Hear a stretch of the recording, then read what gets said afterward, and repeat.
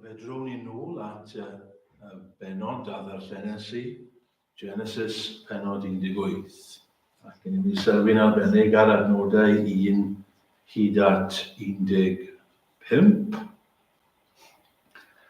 Ac os ych chi moyn adnod yn destun, neu adnodau yn destun, a dweud y gwir, falle dyn nhw ddim yn yr rhan i ni wedi darllen. Gael darllen adnodau 17, 18 a 19, mae'n rhaid yn crynhoi falle yr hyn sydd gyda fi ddweud. A dywedodd yr arglwydd wrtho ei hun, a gela fi rhag Abraham, yr hyn yr wyf am ei wneud, oherwydd yn ddiaid aw Abraham yn genedl fawr a chref, a bendithu'r holl genhedloedd y ddeir ynddo na, fe hysbysaf, mwyn iddo'r chymyn yw blant a'i dylwyth, ar ei ôl gadw ffordd yr arglwydd, a gwneud cyfiawnder a barn fel y bydd i'r arglwydd gyflawni ei air i Abraham.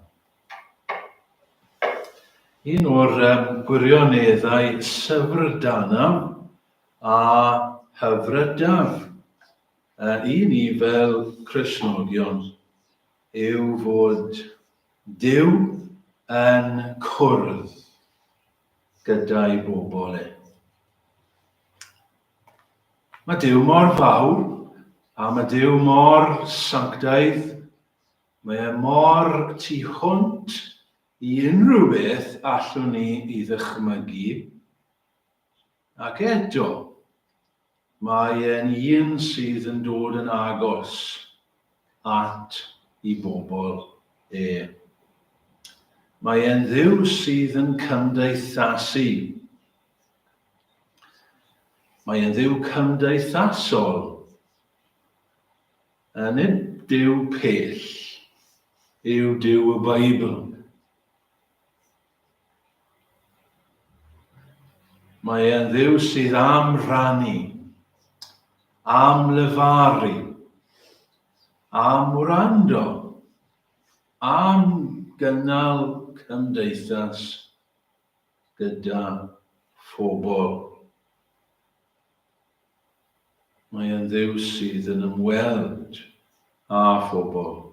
Nawr, doedd duwiau eraill ddim fel hyn.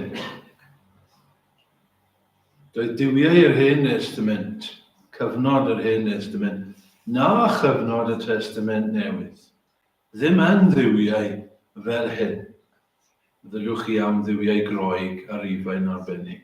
Doedd ddim diddordeb gyda nhw mewn pobl, mewn gwirionedd. Yr unig reswm roedd diddordeb gyda nhw oedd pan oedd I pwrpasau hunanol I hun nhw yn dod mewn i'r cwestiwn. Ac mae yna dduwiau heddi, duwiau gan ryfyddau eraill, sydd yn dduwiau pell, sydd ddim yn ymwneud â phobl mewn gwirionedd. Ond nid Duw fel yna yw Duw y Beibl. Nid Duw di-hyd yw e. Nid Duw sydd yn ddifater. Ond Duw sydd yn hoffi dod atom ni. Dyna pam I ni'n gallu canu o tyred fanwylid, far glwydd yn ddyn, preswylia mewn temel, a godaist dy hun. Dyna pam I ni'n gallu canu fel ein tadau, gosod babell yng ngwlad Goshen, tyred arglwydd, ynod y hun, gostwng o'r uchelder golau, gwnaed y drigfan gyda di. Tri phen sydd gyda ni o'r adran dan sylw bore yma. Peth cyntaf, cyfeillgarwch Duw. Cyfeillgarwch Duw. Chi'n gyfarwydd ar hanes yma, digon adnabyddus. Mae'r tri dyn yma yn dod tuag at Abraham. Ac ni'n dod i ddeall fod dau ohonyn nhw'n angylion, ac yma un nhw yn dduw ei hun.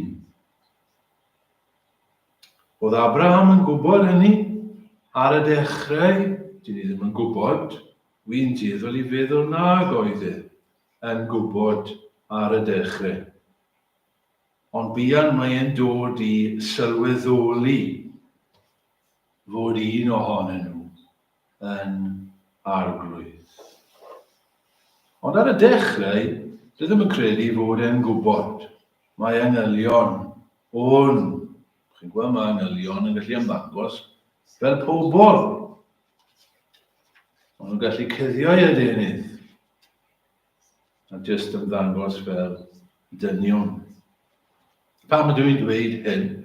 Wel, oherwydd yn yr Hebreaid, ni'n darllen y geiriau hyn ym Mhennod 13 ac adnod 2, nac anghofiwch letigarwch.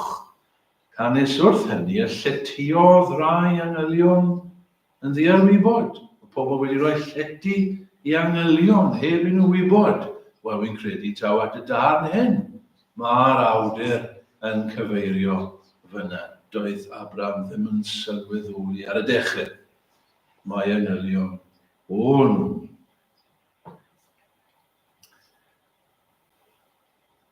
Angylion. Dwi ddim yn gwybod os ydyn ni'n meddwl digon am angylion. Fi'n gwybod rai wythnosau nôl wrth ni edrych ar y Colosiaid. Mae Paul fyna'n sôn am bobl sydd yn gwneud gormod am angylion. Mae'n credu ni gallu mynd yr ochr arall hefyd.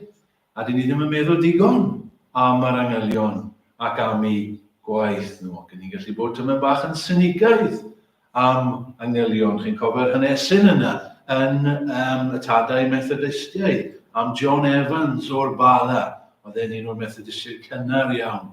Oedd dim lot o Gristnogion yn y Gogledd. Ond oedd John Evans yn y Bala, a chi'n cofio'r hanes efallai amdano fe'n teithio i'r de, achos oedd mwy o Methodistiaid yn y de ar y dechrau. A mae'n teithio i'r de, oedd ddim yn gwybod ble oedd yn mynd, oedd yn moyn mynd i'r gymdeithasfa yn Tre Castell, sydd ddim yn bell o Aberhonddu. A mae'n cerdded o'r Bala, lawr i'r de, ac yn dod i Llanbryn Mair, ac yn Llanbryn Mair, mae'n ffindio doi Gristion, doi Methodist arall, ac maen nhw'n mynd i'r gymdeithasfa hefyd, so mae'n ymuno gyda nhw. A maen nhw'n cyrraedd y Rhaeadr, a wedyn yn dechrau mynd dros y mynyddoedd, ond oedd hi'n dechrau tywellu. A doedd ddim clem dyn nhw ble o'n nhw'n mynd, roedden nhw ar goll. A mae rhywun yn ddangos, oedd yn fel bugail, ac yn dweud wrthyn nhw, i chi mynd i'r gymdeithasfa yn y de. Chi ar goll. Chi'n gweld doi fryn draw fyna, mae eisiau chi mynd rhwng y ddoi fryn, a feddewch chi ar draws tŷ. Ac yn y tŷ, mae yna bobl o'r un crefydd â chi, Methodistiaid. Ewch chi aros gyda nhw, bydden nhw'n edrych ar eich ôl chi ac yn dangos y ffordd. Felly bu, ac maen nhw'n diolch i'r bugail ac yn edrych yn ôl. Ac dde wedi diflannu, John Evans yn dweud wrth y ddau awr angen oedd e. Nawr, ddim bod beth i chi'n neud o'r hanes yna.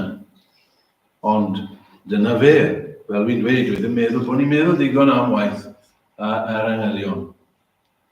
Y ffordd maen nhw yn gwarchod trostau nhw. Yn credu pan gyrraeddwn ni'r nefoedd, fe fyddwn ni'n syni at waith yr angylion troson ni.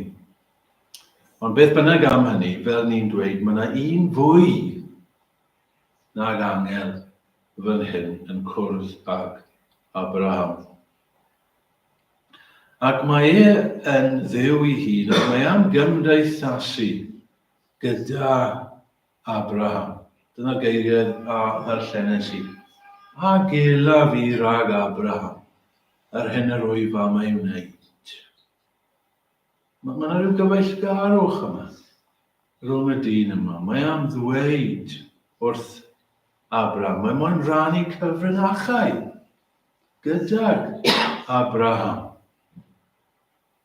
Mae'n eistedd ac mae'n sgwrsio gydag Abraham. Mae'n hapus ym bresenoldeb Abraham, ac mae Abraham yn hapus yn ei bresenoldeb e. hefyd.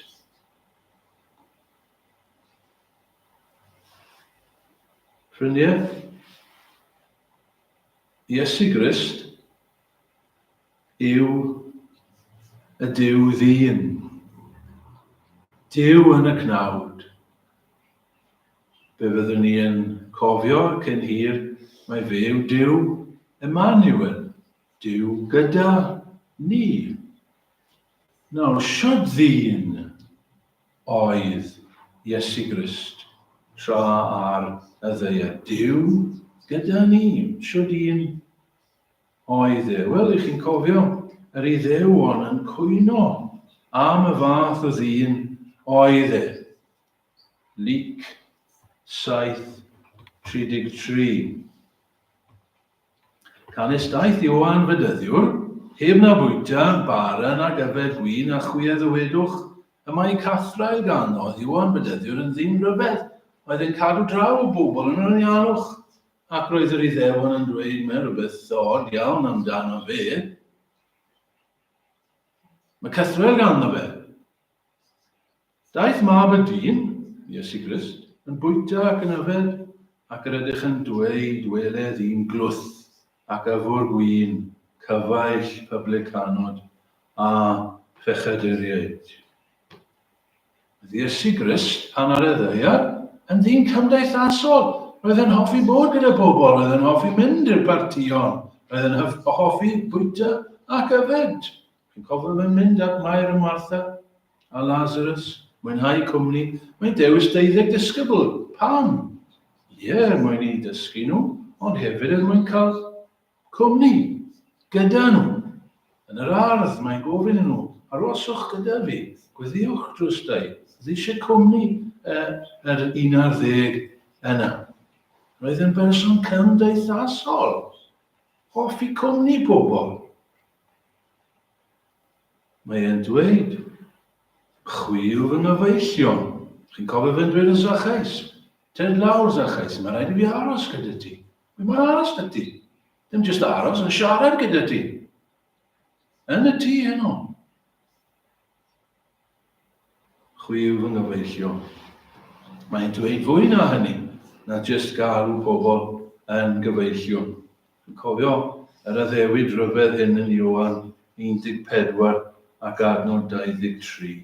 Rhys i atebodd ac y ddywedodd wrtho, os car neb fydd, efe ag eidw fy ngair am tad ei car yntau, a nyn yn ni a ddeiwn ato, ac a wnawn ein trigfa gyda gif. Dyna rhyfedd yn dyfe. Iesu Grist yn dweud y fydd e'n dod ar tad, ar ysbryd glân, ac yn gwneud trigfa, cymdeithasu gyda phobl. Ni gyd am gwmni ni. Ni gyd yn gwerthfawrogi cyfeillion, ffrindiau sydd yn rhoi cwmni i ni. Chi'n cofio datgyddiad ar y dechrau gyda'r epistolau yna at yr eglwysi. Meddwl arbennig am un eglwys, dyna lle mae Iesu Grist yn dweud i fod e wrth y drws. Fod e tu fas. O ryfedd yn dyfe. Eglwys, Cristnogion. Ac yma Iesu Grist tu fas. Ac mae e'n dweud wrthyn nhw, a rwy fi'n curo wrth y drws. Fi moyn chi agor. Ac os cliw neb y llais i, beth sy'n mynd i ddigwydd? Os chi'n clywed i lais i, chi'n mynd i ddod yn fwy clyfar? No. Chi'n mynd i ddod yn fwy doedd? No. Os cliw neb y llais, ac agor y drws, mae fi a ddeia fi mewn, ac a swperaf gyda gi, ac yntau gyda minnau. Mae'n Dduw sydd am gymdeithas a ni. Ni wedi canu ymynau am hynny y bore yma'n arbennig nawr cyn y bregaeth rod y hoff gymdeithas i mi. Trafwyf yn yr anial fyd. Fydd yr ymynydd yn gwybod am hynny. Dyn ni'n gwybod am hynny. Cymdeithas gyda Duw. Cymdeithas gyda'i fab e. Mae yna fwy i ddweud ar y pwynt hyn cyn I fi symud ymlaen. Wedi dweud bod Abraham siŵr fod ddim yn nabod y tri ar y dechrau. Doedd e ddim yn sylweddoli ar y dechrau pwy oedd y tri. Ond eto mae e'n lletygar tuag atyn nhw. Mae hynny'n atgoffa ni yn dydi o oeriau Iesu Grist ar ddiwedd Mathew, pennod 25. Yna dywed I fe hefyd wrth y rai a fyddant ar y llaw a swydd. Ewch o ddiwrthyf, rai melltigedig i'r tân tragwyddol ar hwnna baratoed I ddiafol ac i'w anghelion. Canis bym newynog, ac ni roesoch I mi fwyd, bu arnaf syched ac ni roesoch I mi ddiod. Bym ddieithr, ac ni'm dygasoch gyda chwi noeth, ac ni'm dilladasoch yn glaf ac yn harchar, ac nid ymwelsoch am mi.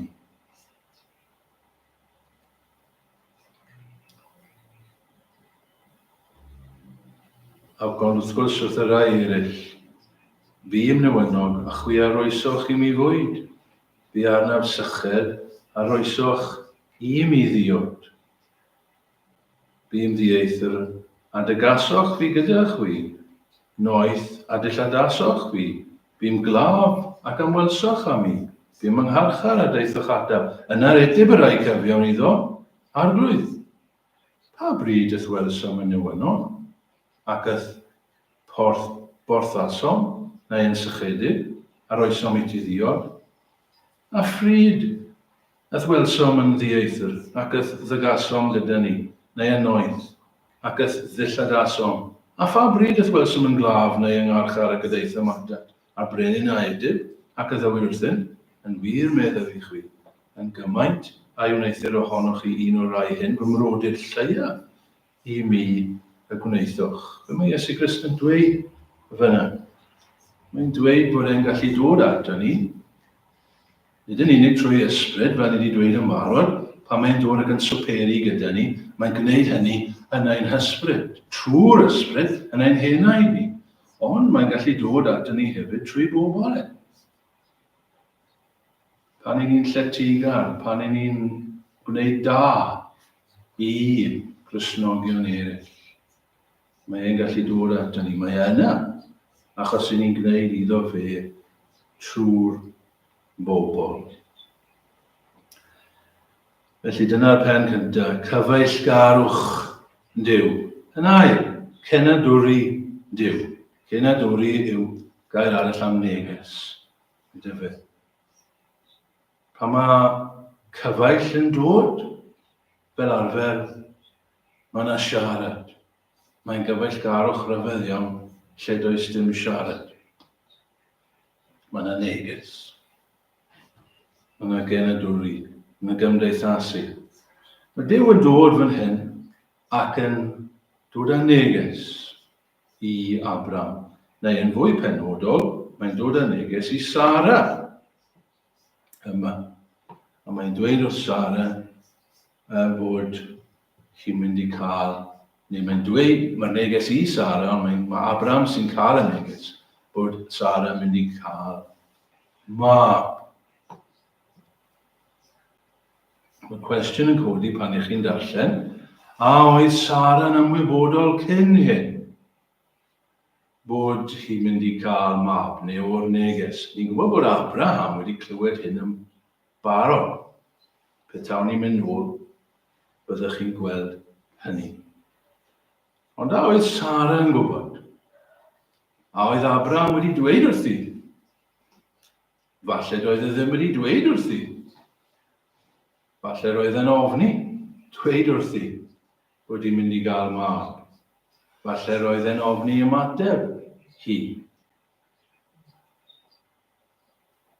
Wel, beth bynnag, mae Duw yn dod fan hyn I gadarnhau y neges. Bydde Sara yn cael mab. Mae hi'n clywed yn dydi wrth y drws y neges gan y gŵr bod hi'n mynd i cael mab. Cofiwch, mae hi 90 mlwydd oed. Byddwn ni'n ôl ati ymateb hi cyn y diwedd. Ond jyst aros fan hyn, gyda'r neges i hun. A sylwch, siwt mae e'n dod. Siwt mae'r neges hyn yn dod at Sara ac at Abraham o ran hynny. A mae e'n dod yn raddol. Dyma'r pwynt sydd gen i fan hyn. Mae'r neges, mae'r genedwri yn dod yn raddol. Mae 25 mlynedd wedi mynd heibio ers i Abraham cael ei alw.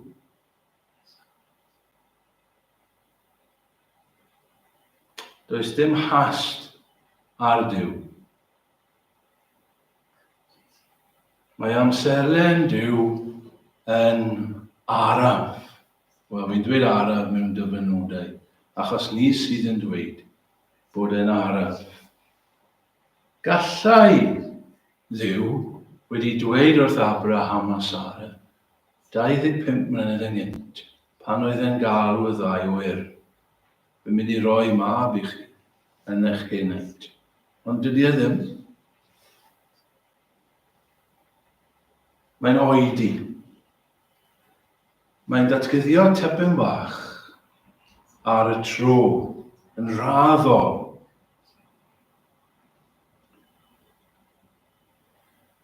A mae'n rhywbeth i ni falle wastad fan hyn yn does e. Os nad yw pethau'n glir i chi, oddi wrth Dduw, chi ddim yn siŵr. Chi ddim yn siŵr beth mae Duw moyn, chi ddim yn siŵr pa ffordd mae Duw yn arwain. Wel, peidiwch mynd i banic. I ni'n ddiamynedd, ydyn ni. I ni moyn yn syth.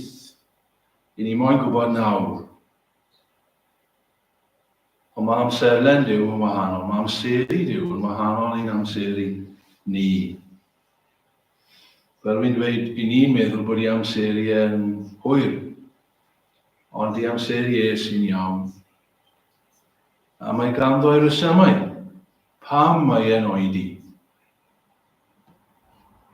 Gadewn ni Dduw, medda'r emyn, gadewn ni Dduw esbonio i hi.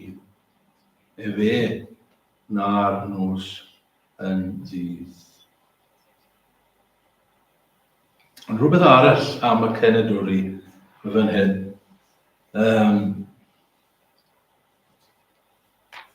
Mae rhaid i ni ddysgu, beidio meddwl bod gan Dduw ddim byd newydd i ni. Fel ni wedi dweud, mae Abraham a Sara'n hen fan hyn. Ond mae gan Dduw rhywbeth newydd iddyn nhw. Mae'n dod ar ryw neges newydd ger i bron nhw. Rhyw air newydd, rhyw brofiad newydd.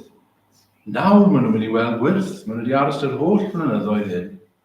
A mae Duw yn mynd i wneud rhywbeth goruwch naturiol yn ei bywyd nhw. Pwynt sydd gen i ffrindiau yw hyn. I ni gallu meddwl yn dyn ni bod ni dros y gorau a bod dim byd newydd. Ni wedi cyrraedd rhyw fath o rigol, rhyw fath o ryt. Mae Duw wedi anghofio amdano ni a dyna fe. Wel na, dyn ni ddim yn gwybod. Falle bod Duw yn mynd i wneud rhywbeth arbennig gyda ni y fori yn y dyfodol. Ni ddim yn gwybod. Does neb yn rhy hen. Falle bod Duw yn mynd i ddefnyddio ni. Eto, falle bydd yn llwybr ni'n aros yr un peth. Falle na. Cyfeillgarwch Duw, cenedwri Duw. Trydydd ac yn olaf nawr. Cwestiwn Duw. Cwestiwn Duw. A ni'n dod nôl nawr at ymateb Sara i'r neges. i'r genadwri yma bod hi'n mynd I cael mab. Beth oedd hi ymateb hi? Wel, chi'n cofio fe chwarddodd hi, neu fe chwarddodd hi tu fewn. Adnod 14. 13. A dywedodd yr arglwydd wrth Abraham, pam y chwarddodd Sara, a dweud, a fydda fi'n wir yn blanta, a minnau'n hen? Adnod 14. A oes dim yn rhy anodd i'r arglwydd. Mae chi adnod bwysig. Mae chi gwestiwn pwysig. Dyma chi gwestiwn heriol I ni gyd. Yndyfe? Cwestiwn sydd yn gysur I ni, ond cwestiwn sydd yn her I ni gyd. Gwrandewch, a oes dim yn rhy anodd i'r arglwydd. Meddyliwch am hynny heddi. A oes dim yn rhy anodd i'r arglwydd. Lan at y pwynt hyn, dyn ni ddim wedi darllen llawer am Sara, dyn ni ddim yn gwybod llawer am ei chyflwr ysbrydol. Ni'n gwybod bod chi'n cofio oedd hi'n gas at ei mowrwyn I Hagar, a ni'n gwybod bod ffydd ganddi. Ac yn y Testament Newydd, ni'n gwybod bod hi'n wraig dda. Roedd hi'n wraig dduwiol, Sara. Pidwch gwneud cam a Sara. Mae'n cael ei chanmol am ei dywioldeb a'i hyfuddod hi. Roedd hi'n wraig dda. Ond fan hyn, fel Abraham, mae hi'n methu. Fan hyn mae hi yn amau. Fe chwarddodd hi yn ei chalon, a mae Duw yn gweld. Mae Duw yn clywed. Mae Duw yn gweld popeth. Mae Duw yn clywed beth yw pobl eraill ddim yn clywed. Mae Duw yn gweld beth yw pobl eraill ddim yn gweld. Mae'n gweld mewn i'w chalon hi. Ac mae'n gofyn y cwestiwn. Nid mewn ffordd cas. Mae'n eitha tyner y ffordd mae'n cyrraeddu. Pam y chwarddodd Sara? Oedd Sara yn cael ofon yn newydd. Wel, byddwn ni hefyd. Mae'r dyn yma'n gwybod fy benyddiau hi. Mae'n gwybod bod wedi chwerthin ti fewn yn neb arall yn. Mae Duw yn gwybod beth I chi'n meddwl nawr. Mae Duw yn gwybod os I chi'n chwerthin ti fewn nawr. Neu os I chi'n sarhau ti fewn. Neu beth bynnag. Duw yn gwybod pan does neb arall yn gwybod. Meddyliwch am fod mewn ymhresynoldeb I sydd yn gwybod popeth amdano chi. Ond mae Duw yn gofyn y cwestiwn hyn iddi hi ac I Abraham. A oes dim yn rhy anodd i'r arglwydd. Roedd hi'n 90. Roedd hi wedi bod yn ddiblant trwy bywyd hi. Barn. Methu cael plant. A nawr, medd y Beibl, roedd arfer plant wedi dod I ben gyda hi. Roedd hi heibio ar oedran. Lle mae gwragedd yn gallu cael plant. Ond mae Duw yn dweud, oes dim, a oes dim yn rhy anodd i'r arglwydd. Mae hi'n dweud fel hyn, a minnau'n hen a fyddaf yn cael plant. Ai wedi mi hyneiddio, mae'n debyg yn y gwreiddiol, mae'n golygu rhywbeth fel hyn, a minnau'n hen, a minnau'n barod I gwympo I bishys. Ready to fall apart, medde un esboniwr fan hyn. I'm ready to fall apart. So bod rhaid ni'n teimlo fel yna weithiau. Fi'n barod I gwympo I bishys. Di Duw yn gallu gwneud hyn pan fi'n barod I gwympo I bishys. A fydd dim yn rhy anodd i'r arglwydd. Pam nawr? Pam taw nawr mae Duw yn dod gyda'r neges hyn bod hi'n mynd I cael mab. Pam mae'n gadael e mor hwyl iddyn nhw gael mab? Wel, y melch chi'n gwybod yr ateb. Fel bod pawb yn gwybod. Mae gwaith Duw yw hyn. Dim byd arall. Duw sydd wedi bod ar waith. A fel bod Duw yn cael y clod. Achos mae'n rhy anodd i ni. Mae'n rhy anodd i natur. Ond mae Duw yn gallu gwneud. Ffrindiau, dyma sut daethon ni Gristnogion yn dyfe. Mae pawb sy'n Gristion wedi dod i'r pwynt hyn. Os nag ych chi wedi dod i'r pwynt hyn, dych chi ddim yn Gristion. Chi'n gorfod dod i'r pwynt lle chi'n sylweddoli mae hwn yn rhy anodd i fi. Allai ddim. Chi'n clywed y newyddion mae rhaid chi ddod yn Gristion, a wedyn chi'n dweud, allai ddim. Mae'n rhy anodd. Allai ddim fod yn Gristion. Allai ddim edifarhau. Allai ddim credu. Ych chi'n iawn? Mae'n amosib. Chi'n cofio y disgyblion yn clywed hynny'n trwodd wrth yr arglwydd. Pan oedd yn siarad am y golidor, mor anodd yw y rai golidor i fynd i mewn. Mae'n haws i'r camer i fynd trwy creu nodwydd. A maen nhw'n syni, pwy all fod yn gadwedig. A mae Iesu Grist yn dweud, gyda dynion amosibl yw. Dyna fe. Chwal, ni'n pregethu heddi ar ei bobl o'n Gristnogion, ac ni'n gwybod, mae'n amosib. Sneb yn ei rando. Sneb yn ei ymateb. Chi ddim yn ei ymateb. Mae'n amosib. Ond dim gyda Duw. Gyda Duw, pob peth sy'n bosib. Ond mae rhaid ni ddod i'r pwynt yna, lle ni'n dweud wrth ni'n hunain ac wrth Duw, Duw, maen nhw'n amosib. Allai ddim achub y hi. Allai ddim dod yn Gristion. A unwaith chi dod i'r pwynt yna, mae'r golen eich torri trwy. Achos ni sylweddoli, mae'n rhaid i ti achub arglwydd. Ac i ti'n gallu gwneud hynny. A falle fod yna cymhwysiad hefyd, siwr o fod, i Gristnogion hefyd. Achos ni gyd yn gwybod hyn, ac ni gyd angen clywed yn dyn ni. Angen clywed hyn, ni'n gallu dweud am ryw amgylchiadau, fi'n barod i cwmpo i bisiet. Fi ddim gwybod beth i'n neud yn yr amgylchiad hyn. Mae'n rhy anodd i fi. Ac wedyn mae Duw yn dweud wrthyn ni, ydy, ond na fydd rhywbeth yn rhy anodd i'r arglwydd. Ydy yn rhy anodd i fi. Tro ata fi, rod y bwys arna i. Felly, cyfeillgarwch Duw, i ni'n gallu cael perthynas â Duw heddiw trwy Iesu Grist.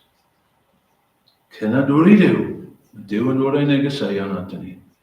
Weithiau mae'n oedi, ond mae'n neges i ni. Cwestiwn Duw, a yw unrhyw beth, a oes unrhyw beth yn rhy anodd i'r arglwydd. Amen. Newch ni ganu